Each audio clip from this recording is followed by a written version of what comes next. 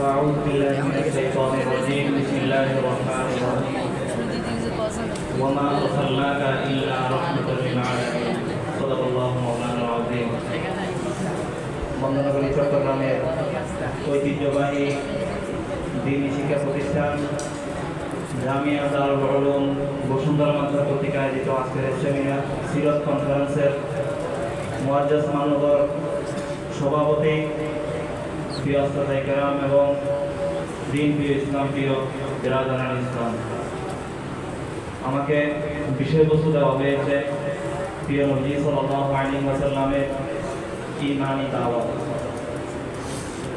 মুহাম্মদ রাসূলুল্লাহ সাল্লাল্লাহু আলাইহি ওয়াসাল্লামের জীবনীটা কিরকম? ওনার জীবনীটা হচ্ছে একটি আসমানের মতো। আসমানের যেরকম কোনো প্রকারের পরিকল্পনা পাওয়াটা প্রায় অসম্ভব, মুহাম্মদ রাসূলুল্লাহ সাল্লাল্লাহু আলাইহি ওয়াসাল্লামের পরিপূর্ণ জীবনীটা আলোচনা করে শেষ করাটা এর জন্য একটা অসম্ভব। আসমানের যেরকম অসংখ্য অগণিত তারকা রয়েছে, মুহাম্মদ রাসূলুল্লাহ সাল্লাল্লাহু আলাইহি ওয়াসাল্লামের জীবনীতেও তার চাইতে বেশি গুণাগুণ রয়েছে। তো কোনো একজন ব্যক্তি যদি আল্লাহ রাসূল সাল্লাল্লাহু আলাইহি ওয়াসাল্লামের জীবনী নিয়ে আলোচনা করতে যায়, তাহলে সে কোন দিক থেকে শুরু করবে তখন সে নিজেই দিশেহারা হয়ে যায়। সেই দৃষ্টিকোণ থেকে মুহাম্মদ আরবি সাল্লাল্লাহু আলাইহি ওয়াসাল্লামের জীবনী হচ্ছেন উম্মতে মুসলিমার জন্য একটি উত্তম আদর্শ। লাকাদ কানা লাকুম ফি রাসূলিল্লাহি উসওয়াতুন হাসানাহ। বিষয়বস্তু যাই হোক বরকতান, কিন্তু একটি বিষয় স্পষ্ট করা প্রয়োজন। সম্প্রতিকালে আমাদের দেশে আল্লাহ পাক রব্বুল আলামিনের জাত ও সিফাতের ব্যাপারে বিশাল মতানৈক্য। গত বছর হাজারি মাসের মাহফিলের দিন মুনাজির জামান তরজমান আহলে সুন্নাত ওয়াল জামাত আকাবির উলামায়ে দেওবন্দের মুখপাত্র হযরত আল্লামা নুরুল ইসলাম বলিপুরি হাফিজাহুল্লাহ, ওনার সাথে আমার অনেকগুলো প্রশ্নের আলোচনা হয়েছিল।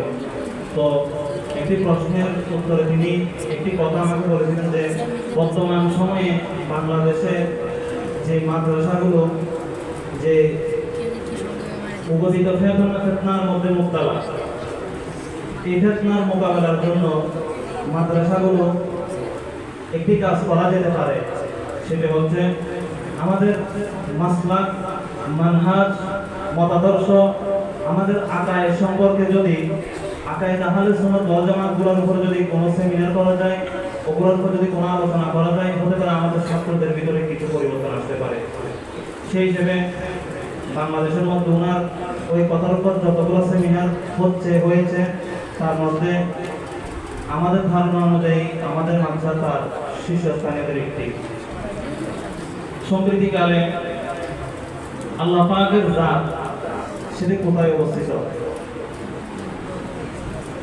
আর রহমান আলা আরশিস তাওয়া, এই আরশিস তাওয়ার মধ্যে গিয়ে আমাদের সাথে আমাদের যে বর্তমান দেশের মধ্যে বিতাড়িত যে মৌলুদিবাদ, এই মৌলুদিবাদের সাথে আমাদের বিশাল একটি তফাতের জায়গা রয়েছে। আহলে সুন্নাত ওয়াল জামাত আহনাফের আকীদা হচ্ছে যে এই সমস্ত যে আয়াতগুলো রয়েছে, ইয়াদুল ওয়াজহুন ইয়াদুল্লাহি আলাল জামাআ আইনামা কুনতুম, তারপরে আর রহমান আলা আরশিস তাওয়া, এগুলো তো আয়াতুল মুতাশাবিহ। ইমাম মালিক রাহমাতুল্লাহি আলাইহি এই আয়াতগুলো সম্পর্কে বলেন আলফাযুহু মালুমুন ওয়া কাইফিয়াতুহু মাজহুলুন ওয়া মুবাহাসু বিহি বিদআতুন। এই সমস্ত আয়াতগুলোর যে অর্থ ভাবার্থ, এই আলফাজগুলো আমাদের মালুম আলফাজ, এগুলোর কাইফিয়ত কি, এগুলা মজহুল, আর এই সমস্ত বিষয়গুলো নিয়ে বহস মুবাহাসা করা এটা একটা বিদআত। এটা ইমাম মালিক রাহমাতুল্লাহি আলাইহি বলেন।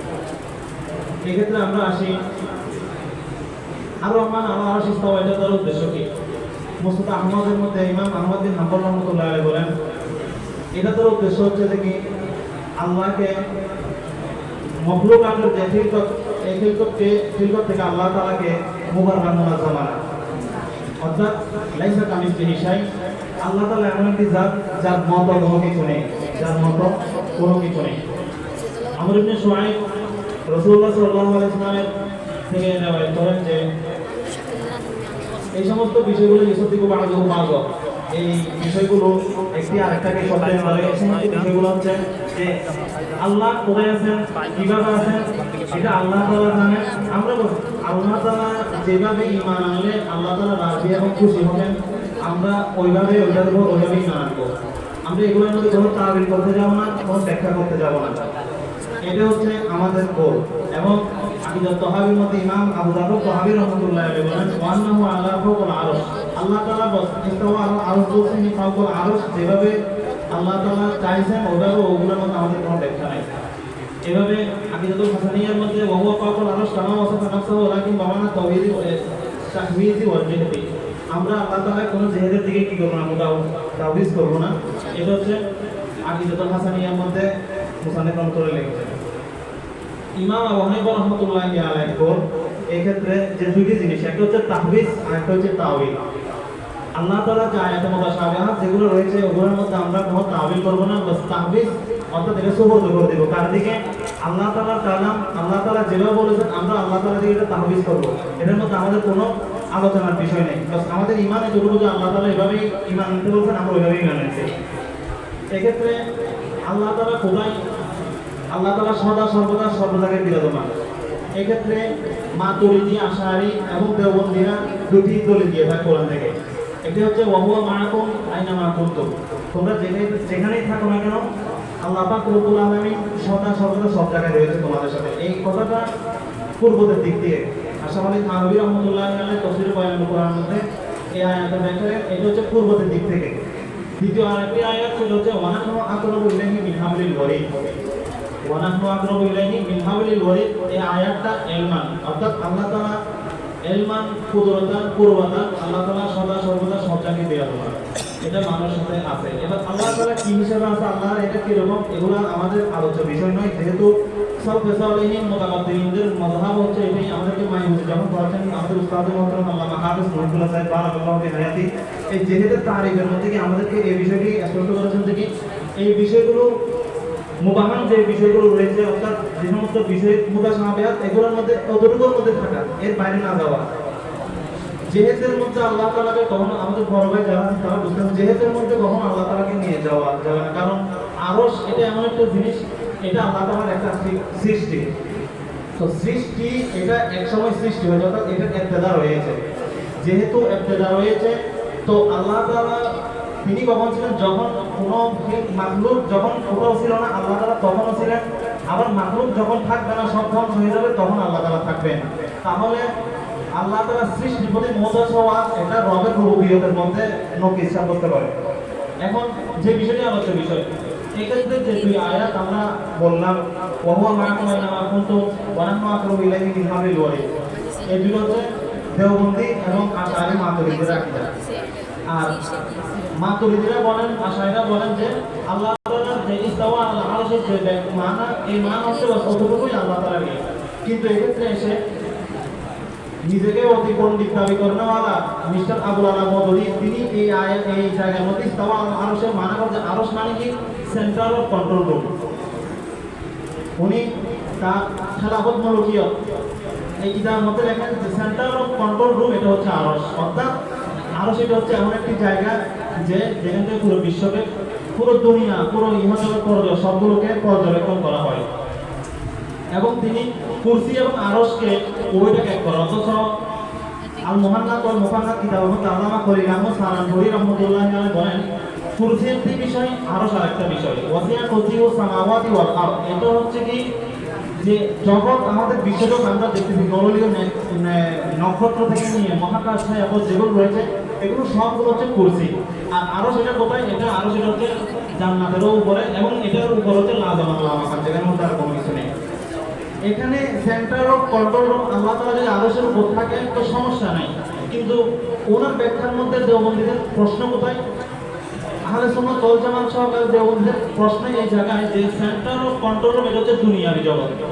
আর আমরা আমাদের মুতাকাদ্দিমিনদের তার মাযহাবে ইমামদের সর্বসম্মতি হচ্ছে আল্লাহ তাআলার এই সমস্ত মুতাশাবিহাত যে আয়াতগুলো রয়েছে ওই সমস্ত আয়াতগুলোর মধ্যে মুবাহাস করা বেদাত, ওগুলার আলফাজ যেভাবে আল্লাহ তাআলা যেভাবে ঈমান আনলে খুশি হয় আমরা ওইটার উপর ওইভাবে ঈমান আনবো।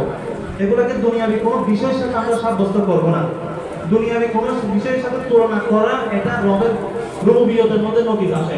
অর্থাৎ আমি যদি বলি ইয়াদুল্লাহ আল্লাহ হাত এটা কেমন, তা আপনারা যদি কেউ বলেন মাকানা শান আল্লাহ তাআলা শান অনুযায়ী, আল্লাহ তাআলার শান অনুযায়ী যখন আমি আপনাকে বললাম, তখন হাত বলার সাথে সাথে মানুষ হিসেবে আমাদের দিমাগের মধ্যে একটি জিনিস আসবে যে হাত মানে এটার একটা কাইফিয়ত আছে, এটার একটা সুরত আছে, এটা 5 আঙ্গুল বিশ্ব হবে, অথবা রব হিসেবে উনি বড় হওয়ার জন্য ওনার আরেকটু বড় হবে। তো এই যে আমার ভিতরে একটা যে আল্লাহ তাআলার হাত হওয়ার একটা আকীদা, এটা যে মাখলুকের একটা জুজের প্রতি আল্লাহ তাআলাকে তসবিহ দেওয়া। আর মুতাশাব্বিহানদেরকে আমরা কাফের বলি এই কারণে তারা আল্লাহকে বান্দার আজদার সাথে সম্পৃক্ত করে, যার কারণে আমরা মুতাশাব্বিহানদেরকে কাফের ঘোষণা করি। এখন আমরা যদি সেন্টার অফ কন্ট্রোল রুম, বিশ্বের পর্যবেক্ষক অর্থাৎ কন্ট্রোল রুম হিসেবে আমরা আরশের মধ্যে আল্লাহ তাআলা আছে এটা সাব্যস্ত করি, তো রাজনৈতিক প্রেক্ষাপটের সাথে আল্লাহ তাআলার ওজুদকে একত্রিত করার কারণে দেওবন্দিয়ত এই মওদুদিয়তকে গুমরা সাব্যস্ত করেন। 2 নম্বর, তিনি এটাকে হাকিমিয়তের সাথে তুলনা করেন। অর্থাৎ রাজ সিংহাসনের মধ্যে যেরকম বাদশাহ থাকে, বাদশাহ যেরকম রাজ সিংহাসনের মধ্যে থাকে, আর পুরো বিশ্বের প্রতিপালক আল্লাহ রব্বুল আলামিন তিনি ওনার সিংহাসনের মধ্যে আছেন।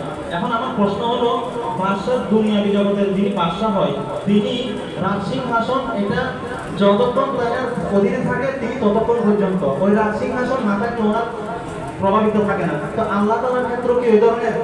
আর যদি আল্লাহ তাআলার ক্ষেত্রে ওই ধরনের না হয়, তাহলে এখানে প্রশ্ন আসবে যে রুবুবিয়তের আল্লাহ তাআলা যে আরশ, এটা যদি বান্দার রাজ সিংহাসনের সাথে আপনি তুলনা দেন, তাহলে এই রাজ সিংহাসন তো আল্লাহ তাআলা সৃষ্টি করেছে। তো সৃষ্টি করার পূর্বেও তো আল্লাহ তাআলা সবকিছুর মালিক ছিল। এখন সৃষ্টি করার পরে যে আল্লাহ তাআলা আরশের মধ্যে ইস্তাওয়া হওয়ার কারণে আল্লাহ তাআলা যদি পুরো বিশ্বজগতের মালিক হয়, পুরো বিশ্বজগতের পালন করতে হয়, তো সৃষ্টি করার পূর্বে আল্লাহ তাআলা কি ছিল? তখন নাউজুবিল্লাহ আল্লাহ তাআলাকে ওগুলা থেকে আজেজ সাব্যস্ত হবে। এই যে আমাদের মাদ্রাসাগুলোর ভিতরে ধাপে ধাপে ধাপে ধাপে এই আকীদাতুল জিহাদিয়া, এই আল্লাহ তাআলার ওজুদ, আল্লাহ তাআলার ওয়াহদানিয়ত, এই সমস্ত কিছু ইখতিলাফি মাসালাগুলোকে ঢুকে দিয়ে আস্তে আস্তে আমাদের ভিতরে এর মধ্য দিয়ে বাদের একটা বীজ আমাদের ভিতরে উদ্ভাবন করা হয়। আবুল আলাম মওদুদী সর্বপ্রথম কিন্তু তার যে আকীদা, তার ভিতরে শিয়াদের যে আকীদা সে লালন করে, এটা কিন্তু সে সর্বপ্রথম আনে নাই। সে সর্বপ্রথম আকীদাতুল জিহাদিয়া নামে জিহাদের বিষয়গুলোকে সে আনে। যেমন আমি যদি নামে ধরি, আচ্ছা নামই না ধরি, আমার দেশে বর্তমানে একজন আলেম, তিনি কিন্তু সর্বপ্রথম জিহাদের বিষয়গুলো নিয়ে খুব তাফানি করছিল। ওনাকে তকফির, কিছুক্ষণ ওনাকে তকফির, ওনাকে গুমরা, সবাইকে বেলাহারে গুমরা, বেলাহারে তকফির করছিল। কিন্তু বর্তমানে সে নিজেই আমার ওই দলের মধ্যে ঢুকে তাদের ধারাভাষ্যটা, তাদের মুখপাত্র হয়ে গেছে। তো আমরা যদি এই দৃষ্টিকোণ থেকে দেখি যে জিহাদের বিষয়গুলো নিয়ে উচকিয়ে দেওয়া, মাদ্রাসা সমূহ ছাত্রদেরকে জিহাদের বিষয়তে, আমাদের তো দেওবন্দিয়তের ইতিহাস প্রায় 150 থেকে 200 বছরের ইতিহাস। এর আগে যদি আমাদের সর্বসাধারণ আমার হানাফিদের ইতিহাসও দেখি, আলোচনা তরজমাদের ইতিহাসও দেখি, সেটা অনেক লম্বা ইতিহাস। সব দৃষ্টিকোণ থেকে সেই ইতিহাসগুলো যদি আমরা দেখি, এই পর্যন্ত হানাফিদের আকীদার মধ্যে ভুল আছে, শাফিঈদের আকীদার মধ্যে ভুল আছে, দেওবন্দিদের আকীদার মধ্যে ভুল আছে, এই দৃষ্টিগুলো নেই।